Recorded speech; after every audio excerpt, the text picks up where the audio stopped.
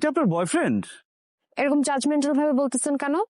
হ্যাঁ, সে হতে পারে একটু কালো, কিন্তু তার মনটা কিন্তু খুব ভালো। আমি তোরা চিনি।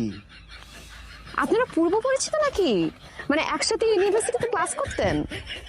আরে কিসের, আমি তার বাড়িতে চুরি করছি। কি বললেন আপনি? আপনি আমার বয়ফ্রেন্ডের বাড়িতে চুরি করছেন? হ্যাঁ। ও, ওই যে 1 মাস আগে আমাকে বলছিল ওদের বাড়িতে চুরি হয়েছে, তার মানে সেই চোরটা আপনি? এটা কিন্তু একদম ঠিক কাজ করেন নাই। আমার বয়ফ্রেন্ডের বাড়িতে আপনি কেন চুরি করবেন? যা যা নিছেন আমার বয়ফ্রেন্ড থেকে সবকিছু আমাকে ফেরত দেন। আরে বাবা, সে তো ফকিরনি, তার বাসায় কিছুই পাই না ঠিক মতো। ও হ্যাঁ, ও একটু স্ট্রাগলিং, একটু মানে ফাইন্যান্সিয়ালি ক্রাইসিসে আছে, কিন্তু মানুষ হিসেবে খুব ভালো।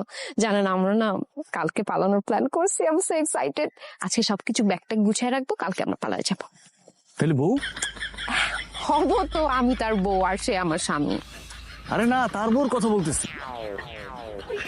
পালাই আগে, পালানোর পরেই তো বিয়ে করবো, তারপর আমি তার বউ হব। আরে বাবা, আপনার নিয়ে পালাই যাবে, তার বউরে সে কি করবে? কার বউয়ের কি হবে? কি বলতেছেন? সে তো বিয়ে করছে, তার বউ আছে না?